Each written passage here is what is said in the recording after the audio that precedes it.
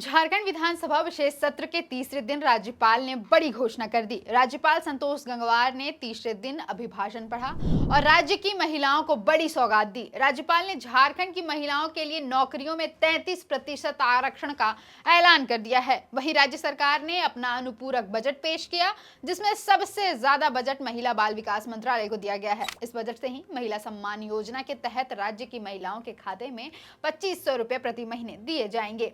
राज्यपाल संतोष गंगवार ने अपने अभिभाषण में 15 अहम मुद्दों पर जोर दिया है। सभी महिलाओं को महिला सम्मान योजना के तहत हर महीने 2500 रुपए मिलेंगे। झारखंड में मदरसा बोर्ड का गठन किया जाएगा।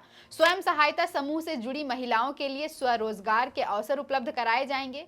जेएसएलपीएस के सभी कर्मियों के मानदेय में वृद्धि की जाएगी। ग्राम संगठन को बिना ब्याज 15 लाख का क्रेडिट लिंकेज उपलब्ध कराया जाएगा।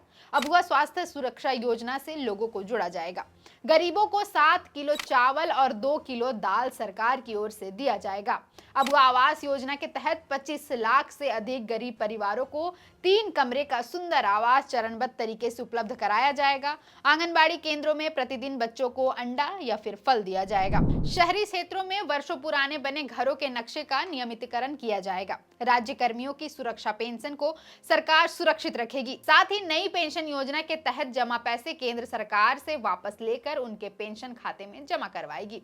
राष्ट्रीय और अंतर्राष्ट्रीय स्तर पर मेडल जीतने वाले झारखंड के खिलाड़ियों की सरकारी पदों पर नियुक्ति की जाएगी। जिला मुख्यालयों में बहुउद्देशीय स्टेडियम का निर्माण कराया जाएगा। फुटबॉल, हॉकी, तीरंदाजी जैसे खेलों के प्रतिभाशाली खिलाड़ी तैयार करने के लिए जरूरी इंफ्रास्ट्रक्चर का निर्माण किया जाएगा। झारखंड में स्पोर्ट्स यूनिवर्सिटी की स्थापना की जाएगी। अब वापस आते हैं महिला आरक्षण पर। राज्यपाल के ऐलान के बाद अब झारखंड में जेपीएससी और जेएसएससी सहित अन्य प्राधिकारों द्वारा ली जाने वाली प्रतियोगिता परीक्षाओं में महिलाओं को 33% आरक्षण मिलेगा। राज्य की सभी सरकारी नौकरियों में महिलाओं के लिए 33% सीटें आरक्षित रहेंगी। दरअसल चुनावी मैनिफेस्टो में झारखंड मुक्ति मोर्चा ने वादा किया था कि सरकार बनने पर महिलाओं को सरकारी नौकरी में 33% आरक्षण दिया जाएगा। न केवल झारखंड बल्कि चुनाव के बाद देश के कई ऐसे राज्य हैं जहां सत्तारूढ़ पार्टी ने नौकरियों में महिलाओं के आरक्षण को बढ़ाया है। मध्य प्रदेश की भजनलाल सरकार ने राज्य की सरकारी नौकरियों में महिलाओं के आरक्षण को 33% से बढ़ाकर 35% कर दिया था। प्रदेश सरकार के द्वारा इस फैसले को महिला सशक्तिकरण की दिशा में एक अहम कदम बताया गया, जिसकी शुरुआत भाजपा ने संसद में महिला आरक्षण बिल पास करके की थी और चुनावी रैलियों में इस संकल्प को बार बार दोहराया गया था। राजस्थान में भी चुनाव जीतने के बाद भारतीय जनता पार्टी के संकल्प पत्र के अनुसार महिलाओं के पुलिस भर्ती में 33% सरकार ने आरक्षण दे दिया। साथ ही प्रदेश में तृतीय श्रेणी शिक्षक भर्तियों में महिलाओं के लिए आरक्षण को 30% से बढ़ाकर 50% तक कर दिया गया। इसी तरह से बिहार, उत्तराखंड, कर्नाटक जैसे कई राज्यों ने राज्य सरकार की नौकरी में महिलाओं के आरक्षण को बढ़ाया है।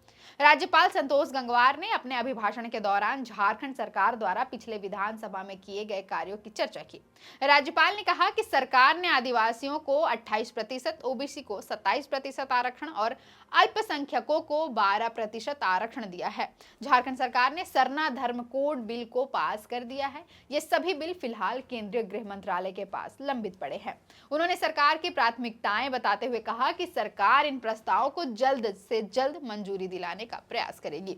राज्यपाल ने अपने अभिभाषण के दौरान कहा कि केंद्र और उनकी कंपनियों के बकाया 1,36,000 करोड़ रुपए हासिल करने के लिए झारखंड सरकार कानूनी रास्ता देखेगी। राज्यपाल संतोष गंगवार ने विधानसभा सत्र के तीसरे दिन अभिभाषण दिया। इस दौरान उन्होंने नवनिर्वाचित विधायकों को बधाई दी और उनसे सुखी, समृद्ध और उन्नत झारखंड बनाने के लिए पूरी निष्ठा के साथ काम करने को कहा। वहीं राज्यपाल के अभिभाषण के बाद सदन में वित्त मंत्री राधाकृष्ण किशोर ने अनुपूरक बजट पेश किया। वित्त मंत्री राधाकृष्ण किशोर ने 11,697.45 करोड़ रुपए का वित्तीय अनुपूरक बजट पेश किया। इस बजट में सबसे अधिक पैसा महिला बाल विकास विभाग को आवंटित किया गया है, जिसके तहत सरकार मैया सम्मान योजना के लिए 6,390.55 करोड़ रुपए आवंटित की गई है।